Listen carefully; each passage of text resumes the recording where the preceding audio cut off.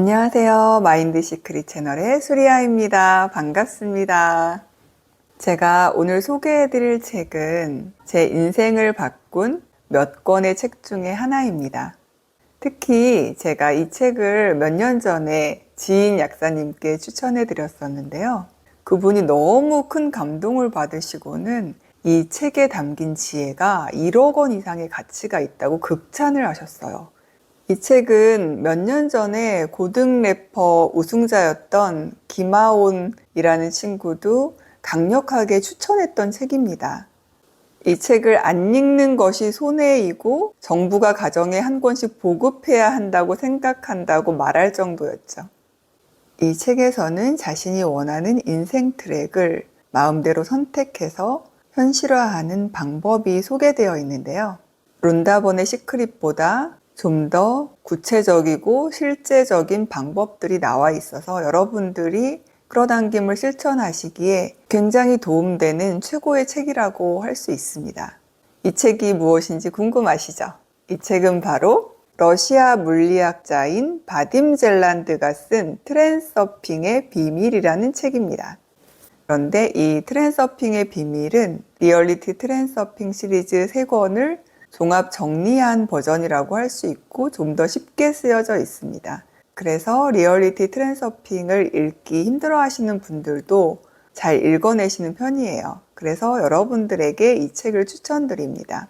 이 책의 저자인 바딤 젤란드에 의하면 이 우주의 무한한 가능성의 정보의 장에는 수많은 인생 트랙이 존재하고 우리는 그 중에 하나를 선택해서 물질화하여 현실로 체험하고 있는 것이라고 설명합니다. 이 무수한 정보가 담겨 있는 공간을 가능태 공간이라고 하고, 그리고 이 가능태 공간에서 우리가 스스로 원하는 인생 트랙을 선택하여서 인생의 파도를 타는 흐름을 트랜서핑이라고 합니다. 이 책에 나오는 이런 용어가 조금 생소하실 수도 있는데요. 결국 용어는 서로 다르지만 이 내용들이 깨달은 선각자들이 얘기하는 내용과 일치한다는 것을 여러분들도 느끼게 되실 거예요.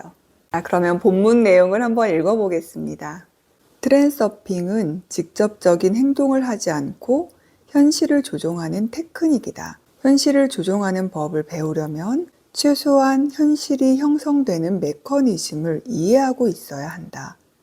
근심 걱정은 그대로 실현되고 나쁜 예감은 딱 맞아떨어진다. 우리가 정말 싫어하는 것, 피하려고 애를 쓰는 것은 고집스럽게 우리를 뒤쫓아온다. 왜 그런 것일까? 뭔가를 증오하고 두려워할 때 당신은 오로지 진심으로 그렇게 하지 않는가? 바로 그것이 당신에게 외부 의도를 넘치도록 풍부하게 공급해주는 것이다. 영혼의 느낌이 마음의 생각과 하나로 일치하면 가능태 공간의 섹터가 물질화된다는 것이다. 그러나 이것이 불길한 예상이 실현되는 유일한 원리는 아니다. 일반적으로 문제가 없는 삶이 보통의 평범한 삶이다. 만일 균형을 깨트리지 않고 가능태의 흐름을 따라 나아가면 만사는 아무런 걸림 없이 평온하게 펼쳐질 것이다. 바람직하지 않은 상황과 사건들은 잉여 포텐셜이 주변의 에너지 환경에 왜곡을 일으키고 의존적인 관계가 상황을 더욱 악화시킨 결과로 일어난다. 잉여 포텐셜은 어떤 것에 대해 지나친 중요성을 부여할 때 발생한다. 만약 당신이 무언가를 밤낮으로 갈구한다면 당신의 마음은 강렬한 에너지의 불균형을 초래하게 된다. 우주의 입장에서는 당신의 욕망을 충족시키든 포기시키든 그저 안정된 균형 상태로 되돌아가면 그뿐이다. 이것이 바로 부추겨진 욕망들이 종종 우리를 정반대의 현실로 데리고 가는 이유이다. 외부의 그 어떤 대상이나 사건에도 지나친 중요성을 부여하지 말라. 여러분, 잉여 포텐셜과 균형력이라는 말이 좀 어렵게 느껴지실 수 있을 거예요. 그렇지만 이것은 표현만 다를 뿐이지 선각자들이 얘기했던 대극의 법칙을 얘기하는 것입니다. 제가 전에 영상에서 소개해드렸던 것처럼 이 우주는 대극의 법칙이 존재합니다. 모든 것은 음과 양의 상대성의 조화와 균형으로 이루어져 있어요. 그래서 이 균형이 깨질 때 모든 에너지의 불균형이 발생하게 되어 있습니다. 자연스러운 에너지의 흐름을 깨트리게 되는 것이죠. 우리가 무엇인가를 너무나 좋아해서 집착하거나 아니면 너무나 싫어하고 두려워할 때 이 우주의 음과 양의 조화가 깨지고 균형력이 깨지게 됩니다. 그러면 이 균형을 회복하려는 힘이 작동하게 되죠. 이것이 이 책에서 말하는 잉여 포텐셜과 균형력입니다. 여러분이 어떤 것을 지나치게 싫어하거나 아니면 좋아함으로써 에너지의 균형이 깨지게 되면 저항을 일으킵니다. 결국 저항하는 것은 에너지의 불균형을 만들어내기 때문에 여러분들이 부정적 현실을 창조하는 가장 주요한 원인이 바로 이 저항입니다. 그래서 여러분들이 저항을 놓아버리고 초연해질 때 우주의 에너지의 순환과 함께 조화롭게 흘러갈 수 있습니다. 조금 더 읽어볼게요. 한쪽으로 치우치는 경향성은 균형력의 바람을 일으키는데 그것은 당신이 싫어하는 쪽으로 불게 된다. 바람의 방향은 당신이 싫어하는 모든 일이 당신에게 일어난다는 잔인한 원리에 따라 결정되는 것이다. 이웃집 사람이 당신을 짜증나게 한다고 가정하자. 그런데 혹시 당신은 그를 짜증나게 하지 않는가? 절대로 아닐 것이다. 왜 그런가? 당신은 이렇게 말할 것이다. 그자들은 원래 그렇게 나쁜 사람들이지만 우리는 그런 사람이 아니거든요. 그러나 좋은 사람도 나쁜 사람도 원래는 존재하지 않는다. 모든 평가는 비교와 대조에서 나오기 때문에 상대적인 것이다. 그런데도 왜 당신은 이웃을 화나게 만들지 않는 것일까? 당신이 예상치 못한 놀라운 대답을 들려주겠다. 이웃이 당신에게 짜증내지 않는 이유는 그들은 당신을 무시해버리고 있기 때문이다. 당신은 또 이렇게 말할지도 모른다. 바로 그거예요. 그들이 그런 식으로 모렴치하기 때문에 나쁘다는 거예요. 이런 관계 속에서 당신은 양극성을 발동시키게 된다. 당신은 새로운 불행을 계속해서 끌어당기는 전자석과 같아진다. 하지만 이웃은 당신에 대해 별 흥미가 없기 때문에 당신과 그들 사이는 물과 기름의 사이와도 같다. 그들은 당신에게 중요성을 부여하지 않으며 당신을 그들 세계의 층에 포함시키지 않는다. 그래서 고통받지 않는 것이다. 예컨대 공동주택에서 소음은 가장 골칫거리다. 당신이 그것을 못마땅해 할수록 그것은 더더욱 당신을 못살게 굴 것이다. 이웃이 일으키는 소음은 당신을 균형에서 벗어나게 만든다. 그러면 당신은 이웃을 증오하게 되고 당신의 분개는 때맞추어서 그 에너지의 원천 역할을 하게 된다. 거기서 양극성을 일으키는 의존적 관계가 발생하는 것이다. 저 시끄러운 사람들, 미워 죽겠네 라는 격한 감정이 강력한 자석을 창조한다. 그 자석은 계속해서 새로운 불쾌한 자극들을 당신 쪽으로 끌어당긴다. 여러분들도 층간소음 문제를 한 번쯤은 겪어보셨을 거예요. 저도 과거에 그런 경험을 한 적이 있는데요. 윗집에서 너무나 늦은 밤 시간에도 시끄러워서 잠을 잘 잘 수가 없고 힘든 적이 있었어요. 그런데 제가 그 소리에 집중하면 할수록 윗집 사람들은 더 시끄럽게 소음을 일으켰었죠. 저는 제가 이것을 끌어당긴 것일까? 아니면 우연일까? 궁금했었는데요. 제가 2년 전쯤에 반대의 상황을 경험하면서 이것이 정확하게 끌어당김이라는 것을 경험하게 되었습니다. 저희 집은 딸만 둘 있고 다 컸기 때문에 층간소음을 일으키는 집이 아니고 그런 문제로 한 번도 연락을 받아본 적이 없었어요. 그런데 아랫집에 몇 년 전에 굉장히 예민하신 분이 새로 이사 오시게 된 거예요. 어느 날 인터폰으로 시끄럽다는 항의를 받게 되었는데요.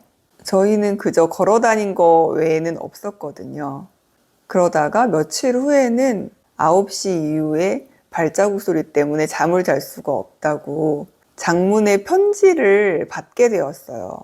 그 편지를 받은 이후로 저는 굉장히 조심하게 되었어요. 원래도 그렇게 쿵쿵거리면서 다니는 편은 아닌데 예민하신 분한테는 그냥 걸어 다니는 발소리조차도 신경에 많이 거슬렸던 것 같아요. 그렇게 인터폰을 받고 편지를 받으니까 기존보다 더 조심하려고 노력을 했지만 이상하게 제가 그러려고 그런 게 아니라 저도 모르게 그런 상황들이 벌어졌어요. 의자가 넘어진다거나 그렇게 그분이 민감하게 잠을 못 자서 화가 나 있는 상황이 저에게 에너지적으로 전달되더라고요. 이분이 우리 집에서 뭔가 소음을 만들지 않을까 하는 데만 신경을 곤두세우고 있으니까 저는 조심하려고 했지만 저의 의도와는 전혀 다르게 무언가 걸려 넘어지거나 화장대에서 물건이 떨어지면서 자꾸만 밤중에 소음이 발생하는 일이 생긴 거예요. 그래서 밑에 집 이웃분이 이 모든 상황을 끌어당기고 있다는 것을 저는 느끼게 되었어요. 그래서 우리가 어떤 것을 너무나 싫어하고 경계하면서 그곳에 주의를 집중하고 있으면 그 에너지가 우주에 전달돼서 가능한 모든 상황을 끌어당겨서 그 일을 실현시킨다는 것을 경험하게 되었죠. 그러니 이런 층간소음에 시달리시거나 아니면 어떤 이웃과의 불편한 문제를 경험하시는 분이라면 여러분의 주의를 그곳에서 다른 곳으로 옮기셔야 됩니다. 그곳에 우리가 신경을 집중하고 싫어할수록 그것은 더 고정되고 강화되게 되어 있어요. 그리고 그곳에서 주의를 다른 곳에 돌리는 것이 너무나 어렵다면 호호포노포노라든가 정화요법을 해서 본인의 내면을 정화해 보세요. 그리고 상대방에 대한 미움과 집착을 내려놓으신다면 오히려 그 모든 것들이 점점 더 잠잠해지다가 조용해지게 될 것입니다. 그리고 여러분들이 이렇게 부정적인 현실을 창조하는 데는 두 가지의 주요한 원인이 존재합니다. 이렇게 대극의 법칙에서 양극성을 나눠서 한쪽에 강한 중요성을 부여하거나 집착을 할 때 나타날 수 있고요. 그리고 이제 두 번째로 펜듈럼이라는 개념이 나오는데 이것은 집단 무의식이라고 생각하시면 됩니다. 이제 이 부분에 대해서 읽어볼게요. 인간의 무의식적인 심리에는 많은 맹점이 있다. 사람들이 대부분 무의식적인 동기로 움직인다는 것이 이상하지 않은가? 그러나 그보다 더 놀라운 것은 무의식적인 행동 동기를 만들어내는 그 힘이 사람의 마음 안에 있지 않고 외부에 있다는 점이다. 그 힘은 보이지는 않지만 실제하는 에너지, 정보적 실체, 즉 살아있는 존재들의 산염 에너지로부터 태어나는 펜듈럼이다. 펜듈럼은 사람들을 보이지 않는 줄로 잡아당겨 꼭두각시 인형처럼 조종한다. 펜듈럼의 법칙이 작용하는 곳에서는 멀쩡한 정신도 힘을 잃는다. 바로 그 때문에 개인과 마찬가지로 한 국가의 행동까지도 종종 정상적인 정신의 범위를 벗어나고 마는 것이다. 갈등 상황에서 인간의 동기는 펜듈럼의 지배 아래 놓이게 된다. 이럴 때 자신의 지난 행위가 몽롱한 꿈처럼 인식되는 기이한 현상이 일어난다. 내가 정신을 어디다 놓고 있었지? 어떻게 그런 짓을 할 생각을 했을까? 그것은 의식이 명징하지 않은 상태에서 행동해서 그런 것이다. 사람들은 왜 단지 다른 신을 숭배한다는 이유만으로 자기와 비슷한 사람들을 그토록 잔인하게 죽이는가? 누구나 평화를 생각하지만 전쟁은 멈추지 않는다. 악의 보편적 원천은 다름 아닌 펜듈럼이다. 조금만 들여다보면 이 사실이 분명히 보일 것이다. 그 무엇과의 어떤 대립에서 무슨 일이 일어나든 상관없이 모든 것은 갈등의 에너지를 키우기 위한 방향으로 움직여간다. 물론 다양한 종류의 펜듈럼이 존재하며 모두가 파괴적이지만 그중 많은 수는 전혀 해롭지 않다. 중요한 것은 꼭두각시 인형이 되지 말라는 것이며 자신의 이익을 위해 펜듈럼의 조직을 이용할 수 있도록 의식적으로 행동하라는 것이다. 그렇다면 그 영향력에서 어떻게 벗어날 수 있을까? 깨어나서 알아차리라. 펜듈럼이 어떤 식으로 당신을 조작하고 있는지, 무슨 일이 일어나고 있는지를 이해하는 것, 그것만으로도 이미 반은 이룬 것이다.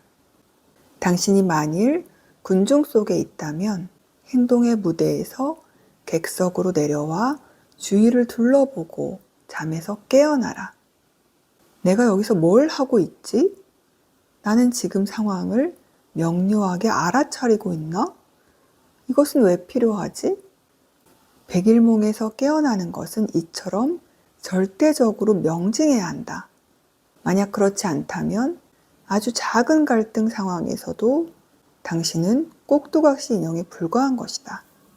당신이 뭔가에 짜증을 낼 때 일은 더욱 복잡하게 꼬인다. 펜듈럼으로부터 벗어나기 위해서는 무심한 경지가 되어야 한다. 우리는 보통 사회에서 적응하고 살기 위해서는 이렇게 여러 조직과 단체에 포함돼서 이런 집단 무의식의 펜듈럼에 흔들리면서 갈등하고 부정적인 현실을 창조하고 살게 됩니다. 그래서 우리가 부정적인 현실을 더 이상 창조하지 않으려면 이 모든 상황을 알아차리고 깨어있는 의식 상태가 되었을 때만 더 이상 부정적인 현실을 창조하지 않고 그 에너지를 긍정적인 자신만의 현실을 창조하는 데 사용할 수 있게 됩니다. 그러니 여러분, 깨어나세요. 자신이 지금 생각하고 있는 것이 진정한 자신의 것이 아님을 알아차리셔야 됩니다. 지금 무언가 불편한 마음 상태에 놓여 있다면 그것은 자신의 에고의 생각이거나 펜듈럼에 의해서 부추겨진 생각일 수 있어요. 한 발 물러나서 자신의 상태를 관찰하시고 알아차리셔야 합니다. 지금 자기가 하고 있는 생각이나 행동이 진정 자신이 원해서 하는 것일까? 그것이 자신에게 정말 이로운 것일까? 알아차리셔야 돼요. 그래야만 원하지 않는데 에너지를 뺏기지 않고 그 소중한 의식 에너지를 자신이 원하는 곳에만 투입해서 자신의 인생을 스스로 창조할 수 있습니다. 여러분들은 지금 수많은 펜듈럼 속에서 흔들리면서 삶을 살아가고 있어요. 그게 가정이든 학교이든 그리고 어떤 친구의 그룹이든 취미생활을 하는 그룹이든 또는 국가, 민족 그리고 여러분들이 소비하는 경제 시스템이나 정치, 문화, 종교 모든 곳에 갈등을 유발하는 펜듈럼들이 존재합니다. 그래서 여러분들이 깨어있는 시각으로 의식적인 알아차림으로 그것들을 넘어서야 자신의 인생의 주인이 되실 수 있어요. 제가 과거에 속했던 펜듈럼의 예를 들어보면 제가 저희 둘째를 영재고 준비를 시켰었는데요. 제가 원해서가 아니라 아이가 하고 싶다고 해서 학원을 보내게 되면서 그 영재고 준비하는 엄마들과 어울리게 되었어요. 결국은 새로운 펜듈럼의 환경에 들어가게 됐는데 그 집단에서는 영재고에 입학해서 서울대를 가야지만 인생의 성공이고 그 외에는 인생의 낙오자처럼 여기는 그런 집단이었죠. 그곳에 가면 그 펜듈럼에 휘둘려서 인생의 모든 에너지를 거기에 쏟게 됩니다. 저는 다행히도 둘째가 영재고를 떨어지게 되면서 그 집단에서 나오게 되었고 자유를 얻었어요. 아이가 영재고 준비를 했던 그 3년간은 그 집단의 펜듈럼에 흔들리면서 많은 돈과 에너지를 거기에 소모하면서 시간을 허비했었죠.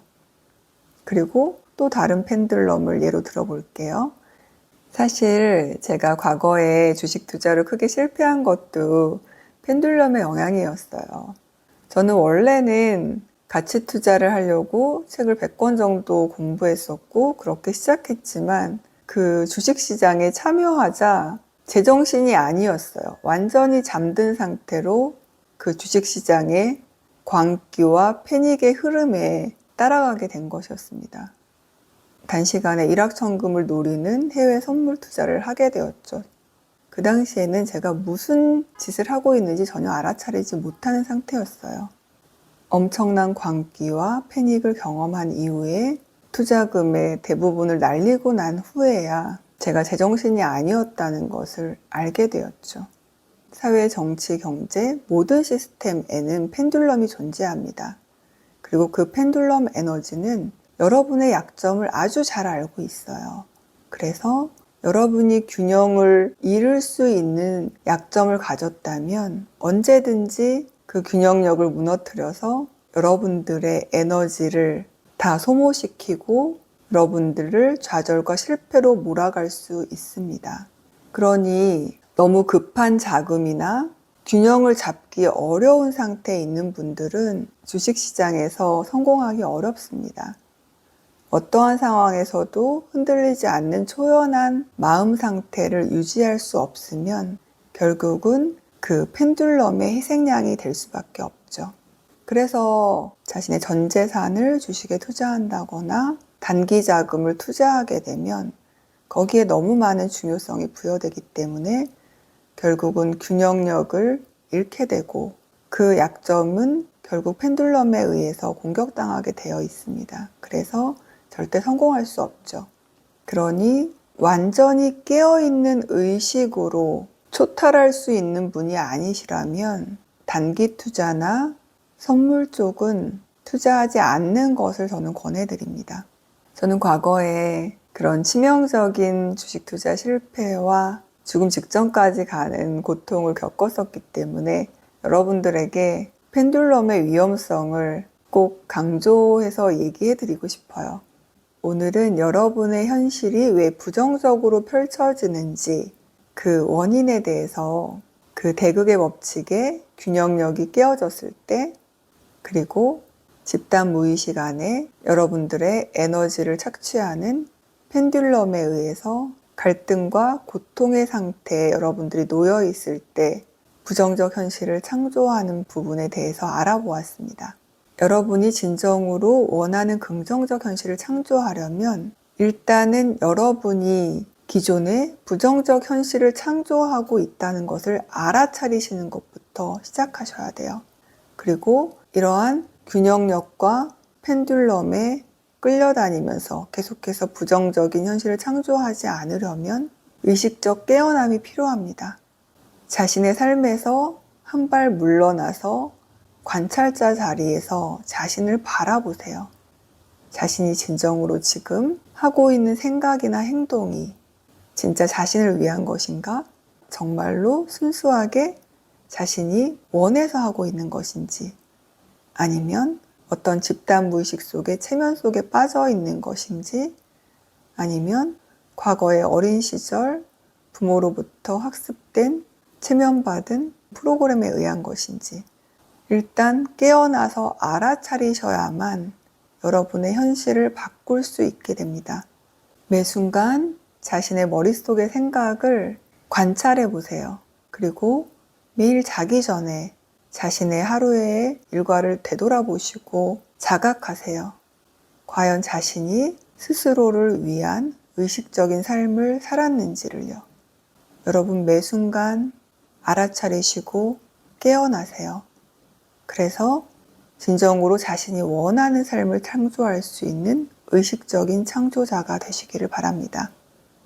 다음 영상에서는 트렌서핑의 거울 원리를 이용해서 긍정적인 현실을 창조할 수 있는 방법에 대해서 다루도록 하겠습니다. 다음 영상에서 또 만나요.